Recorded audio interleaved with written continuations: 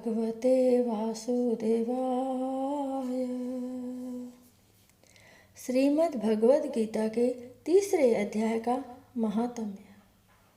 श्री नारायण जी बोले, हे लक्ष्मी, एक शूद्र अकेला ही वन में रहता था। अनर्थों से उसने बहुत सा द्रव्य इकट्ठा किया। किसी कारण से वह द्रव्य जाता रहा। तब वह शूद्र बहुत चिंतित रहने लगा। किसी से पूछता कि ऐसा कोई अंजन बताओ जिसे नेत्र में डालकर पृथ्वी का पदार्थ निकाल लूं। तब किसी ने कहा, मांस मदिरा खाया पिया कर। वह खोटा कर्म करने लगा। एक दिन धन की लालसा कर चोरी करने गया। रास्ते में चोरों ने मार दिया। अनंतर उसने प्रेत की योनि पाई। उस प्रेत योनि में उसे बड़ा दुख हुआ। एक वट के वृक्ष पर रात दिन चिल्लाया करता कि कोई ऐसा भी है जो मुझे इस अधम देह से छुड़ावे। कुछ समय बाद शूद्र की स्त्री से पुत्र जन्मा। जब उसका पुत्र बड़ा हुआ तो एक दिन अपनी माता से उसने पूछा, मेरा पिता क्या करता था और देहांत किस प्रकार हुआ है।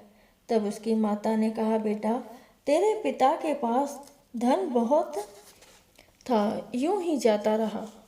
एक दिन धन की लालसा से चोरी करने गया, परंतु मार्ग में चोरों ने उसे मार डाला।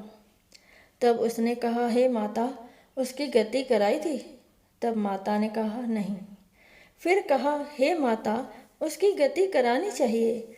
यह कह पंडितों से पूछने लगा और प्रार्थना करी, हे स्वामी, मेरा पिता एक दिशा में जाकर मृत्यु को प्राप्त हुआ है, उसका उद्धार किस प्रकार होवे। तब पंडितों ने कहा, गया जी जाकर उसकी गया करो, तब पितरों का उद्धार होगा। यह सुन माता की आज्ञा लेकर गया जी को गमन किया। प्रयागराज का दर्शन स्नान करके फिर आगे को चला। रास्ते में एक वृक्ष के नीचे बैठा। वहाँ उसको बड़ा भय हुआ। वृक्ष वहाँ था जहाँ उसका पिता प्रेत की योनि को प्राप्त हुआ था। उसी जगह में चोरों ने उसको मारा था। तब उस बालक ने अपना गुरु मंत्र पढ़ा। उसका एक और भी नियम था। वह एक अध्याय श्री गीता जी का भी नित्य पाठ किया करता था। उस दिन उसने श्री गीता जी के तीसरे अध्याय का पाठ उस वृक्ष के तले बैठकर किया। वह उसके पिता ने प्रेत योनि में सुना।